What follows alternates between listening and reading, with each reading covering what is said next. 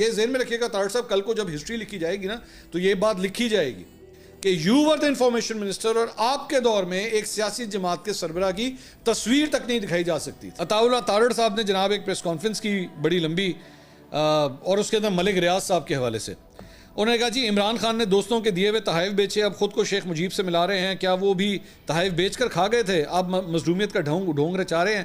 مظلوم وہ ہوتا ہے جس نے بلیک مارکیٹ میں تحائف نہ بیچے ہو۔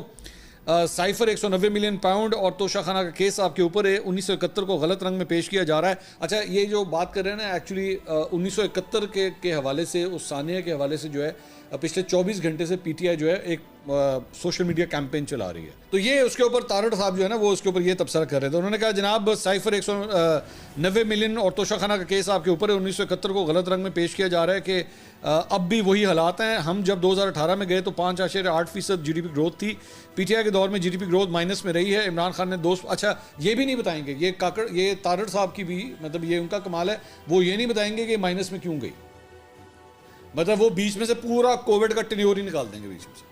کووڈ جس نے پوری دنیا کی معیشت کو ہلا کے رکھ دیا تھا، یہ سیدھا کہیں گے کہ عمران خان نے کیا، یہ نہیں بتائیں گے کہ کووڈ کی وجہ سے سب کچھ ہوا اور کووڈ کے اندر کیا حالات ہوئے تھے، یہ نہیں بتائیں گے۔ آبویسلی ہر بندے کو اپنا اپنا پولیٹیکل اینگل سوٹ کرتا ہے۔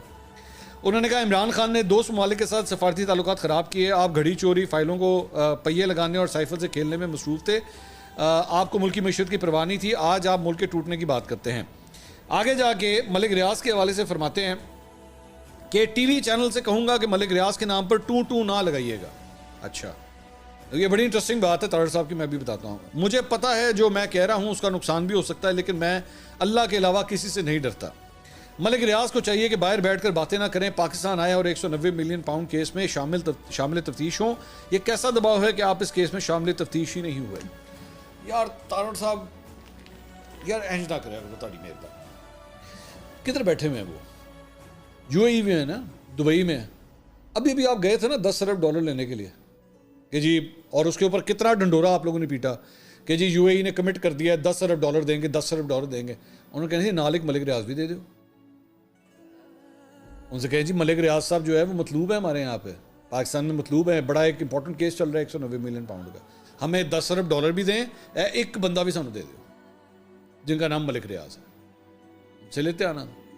اور جس ملک ریاض کو آج آپ یہ سارا کچھ کہہ رہے ہیں، اس ملک ریاض سے آپ کا شریف خاندان کس چیز کی ٹرانزیکشنز کر رہا تھا؟ یہ جو ان کے پیسوں کی ٹرانزیکشن تھی، کیا یہ شریف خاندان کے اس فلیٹ سے متعلق نہیں تھی؟ نہیں کرنی اس کے بارے میں؟ اچھا دوسری بات یہ آپ نے کہا جی ٹو نہ لگائیے گا، اور آپ نے فرمایا آپ کسی سے ڈرتے نہیں ہیں۔ تو برائے مہربانی طارڑ صاحب آج کل ویسے آپ بہت کم ٹاک شوز میں آتے ہیں، لیکن کسی ٹاک شو میں جا کے نا اینکر کو کہیے گا نہ تم کسی سے ڈرو نہ میں کسی سے ڈرتا ہوں، عمران خان کی تصویر لگاؤ اسکرین کے اوپر، میں نے اس کو برا بھلا کہنا ہے۔ آپ یہ جا کے نا اگلے کسی شو میں، آج کل آپ جیو پہ بہت جاتے ہیں نا، تو جیو پہ جا کے کسی کے بھی شو میں بیٹھ کے، کسی بھی اینکر کے وہ جو آپ کے دوست ہیں یا پسندیدہ دو ہیں ان کے شوز میں جا کے نا وہاں پہ کہیے گا لگاؤ عمران خان کی تصویر، میں نے اس کی تصویر کو دیکھتے ہوئے برا بھلا کہنا ہے۔ آپ تو منسٹر فار انفارمیشن ہے نا، تو پتہ لگ جائے گا آپ کے ملک میں جب آپ میڈیا کو سینسرشپ کے تانے دے رہے ہیں نا، اس پہ ٹو نہ لگائیے گا۔ تو وہ جو تصویریں نہیں دکھائی جا رہی آپ کے دور میں، آپ انفارمیشن میں یہ ذہن میں رکھیے گا طارڑ صاحب، کل کو جب ہسٹری لکھی جائے گی نا تو یہ بات لکھی جائے گی کہ you were the information minister, اور آپ کے دور میں ایک سیاسی جماعت کے سربراہ کی تصویر تک نہیں دکھائی جا سکتی تھی۔ So don't try to claim this high moral ground کہ جی میں تو بڑا زبردست ہوں اور تسی ملک ریاض کا نام نہیں لیندے تو ملک ریاض کا نام لو۔ یہی بات اب عمران خان کے بارے میں تو کہے نا کہ جی دکھائیں عمران خان کی تصویر، دکھائیں اس کے پرانے سارے بیانات، کیوں نہیں دکھائے جا سکتے؟ نواز شریف کو جب جیل ہوئی تھی، جب وہ مجرم تھے، یہ ذہن میں رکھیے گا، جب وہ مجرم تھے، سزا یافتہ تھے، جیل کے اندر تھے، نواز شریف کی تصویر پھر بھی دکھائی جا سکتی تھی، چلائی جا سکتی تھی، کوئی ممانعت نہیں تھی۔ آپ کے دور میں ہے، آپ ان سے ایک سٹیپ نیچے آ چکے ہیں، یہ ذہن میں رکھیے گا طارڑ صاحب، یہ بات ذہن میں رکھیے گا، آپ ایک سٹیپ ان سے نیچے آ چکے ہیں۔